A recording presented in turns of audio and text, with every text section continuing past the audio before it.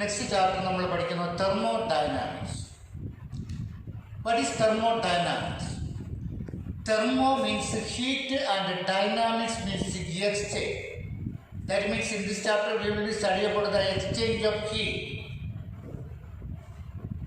Some basic കാര്യങ്ങൾ what is system? The part of the universe under investigation is called a system. Anything outside the system is called a surrounding. That means a system plus surrounding is equal to universe. System surrounding ചേരുമ്പോൾ എന്തായിട്ട് മാറുന്നു? Universe ആയി മാറുന്നു. There are three types of system: open system, closed system, isolated system. In open system, when a system that can exchange both energy and matter to the surrounding is called open system. Then second, closed system. When the system exchange energy, not matter to the surrounding is called closed system.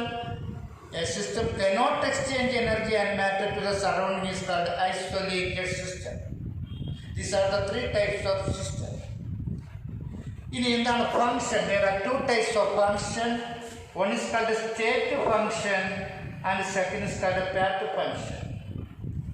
A system function that depends upon the state is called state function. Pressure, temperature, path function, a system depends upon the path followed, work done, heat change, path function. Then property, a system properties are in two types. One is called extensive property and the second is called intensive property. A system property that depends upon the quantity of matter present in it, such properties are called extensive property. Mass, volume, at the intensive property, a system property is independent of the quantity of matter, it is called intensive property. ഇതൊക്കെ നമുക്ക് സാധാരണയായിട്ട് ടെമ്പറേച്ചറും ഒക്കെ വരുന്നതാണ്. അപ്പോൾ these are the system, function and property. Okay,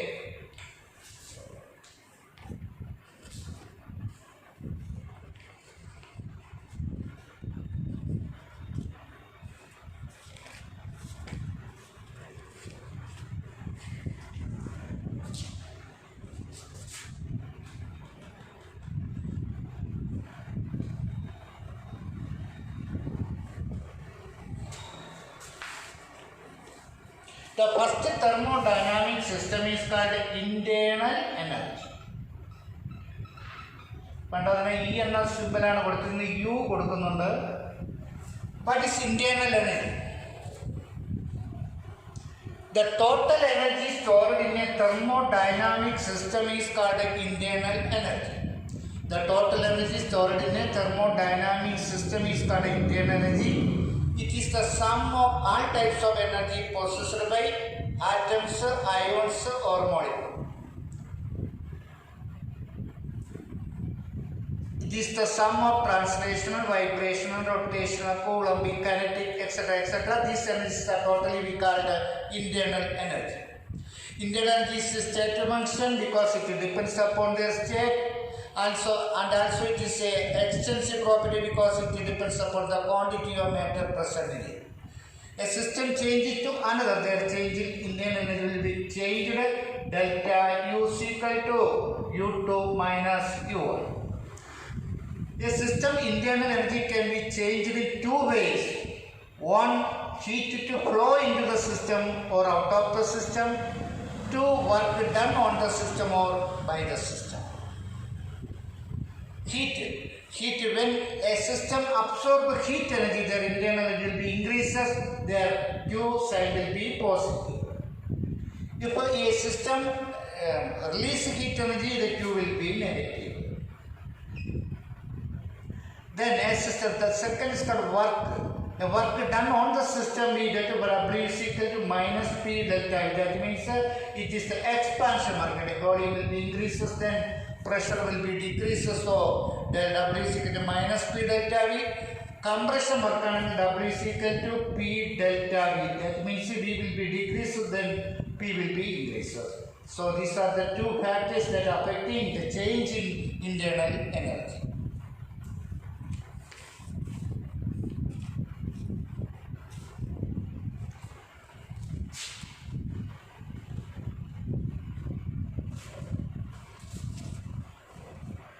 The second thermodynamic function is called enthalpy or heat content.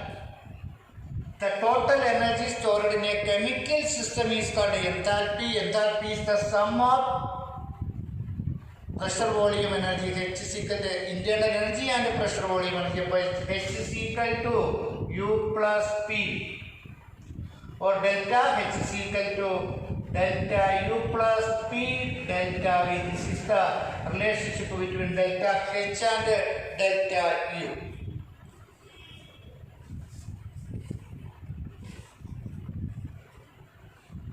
We know that a chemical reaction is in which the reactant is converted to product.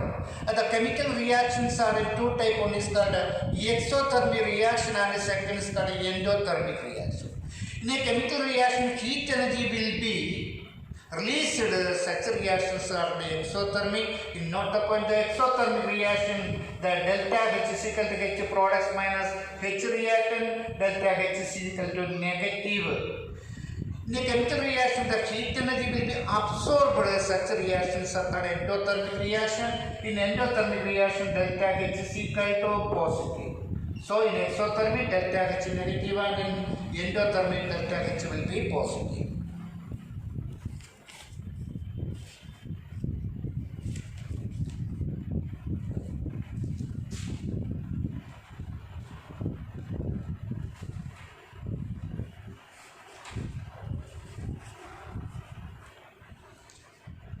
What is enthalpy of fusion?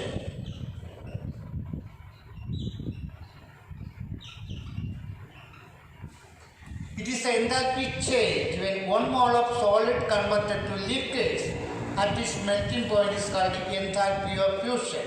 ഒരു മോൾ solid liquid ആയിട്ട് മാറുമ്പോൾ എൻതാൽപ്പിയിൽ എന്ത് change ഉണ്ടാകുന്നു? നാം അതിന് enthalpy of fusion. Example, ice is converted to water.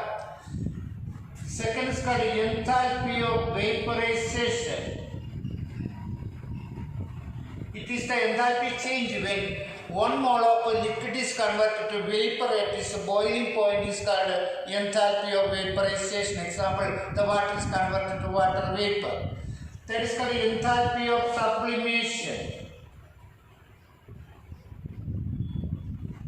It is the enthalpy change when one mole of a solid directly converted to vapor at its sublimation point is called enthalpy of vaporization.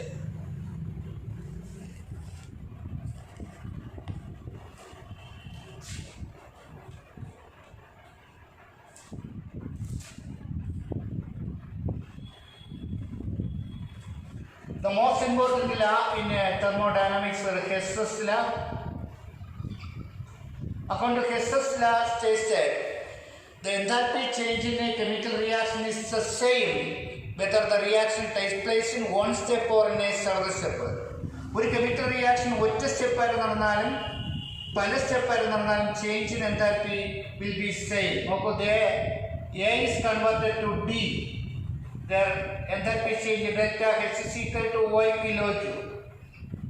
The another reaction, A is converted to B, X1 kilojoule, BC, X2 kilojoule, CD, X3 kilojoule. So X1 plus X2 plus X3 is equal to Y kilojoule. That means enthalpy change in a chemical reaction is the same whether the reaction takes place in one step or in a several step.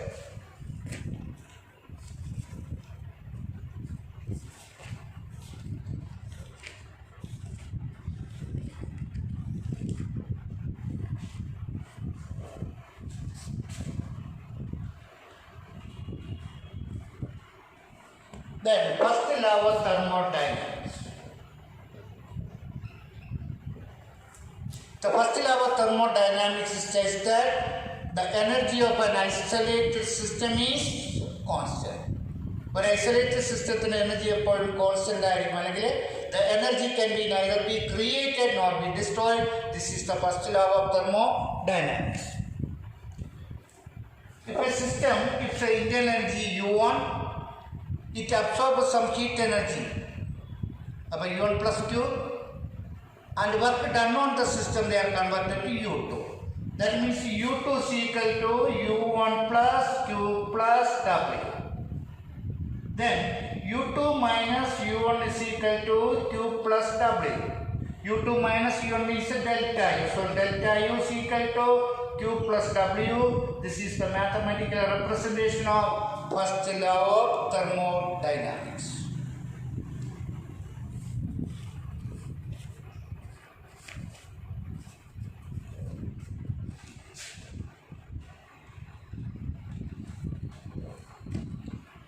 Then what is spontaneous and a non-spontaneous process? A process which takes place itself without the help of any external agency is called a spontaneous process. A process which takes place itself without the help of any external agency is called a spontaneous process.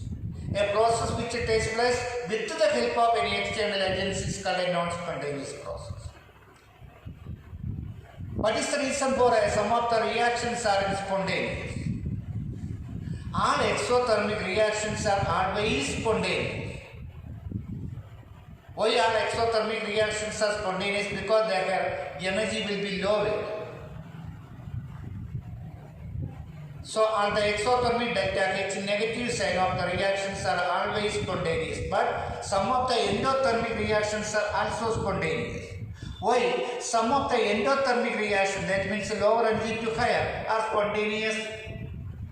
Because here disorder or randomness will be increases.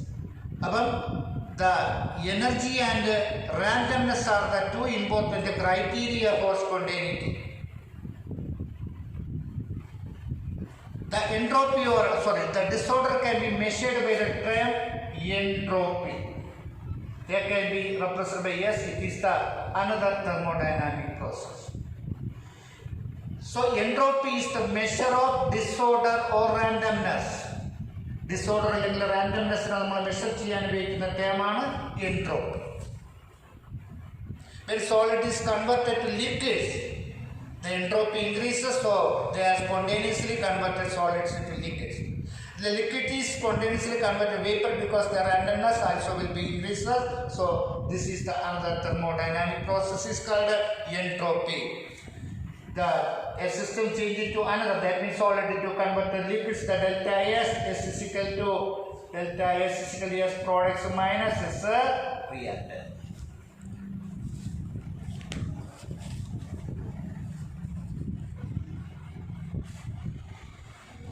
Then second law of thermodynamics. We know that the first law of thermodynamics says that the energy of an isolated system is constant. The second law.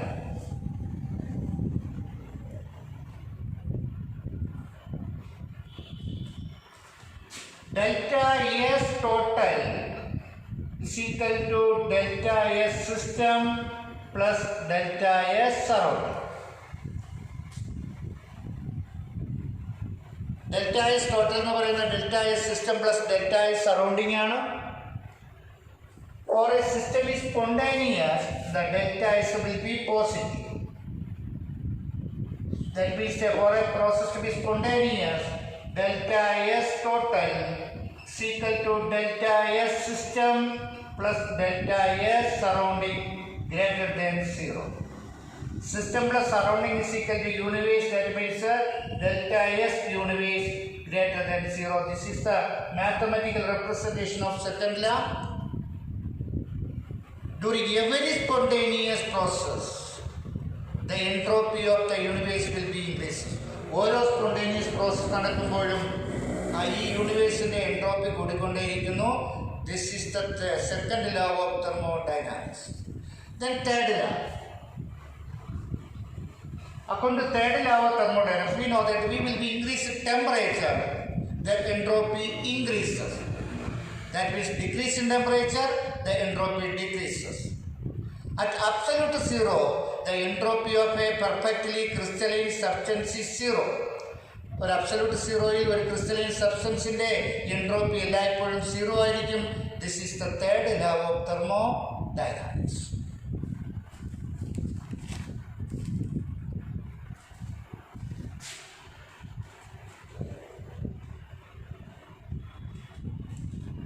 Last thermodynamic പ്രോസസ്സാണ് നമുക്ക് Gibbs free energy or G factor. It was proposed by Helmholtz. It states that it is the maximum amount of energy available to the system to do useful work. Work ചെയ്യാൻ ഒരു സിസ്റ്റത്തിന് കൊടുക്കേണ്ടി വരുന്ന maximum amount of എനർജിയെ വിളിക്കുന്ന പേരാണ് free energy or G factor എന്ന പേരിൽ അറിയപ്പെടുന്നത്. So it was proposed by Willard Gibbs.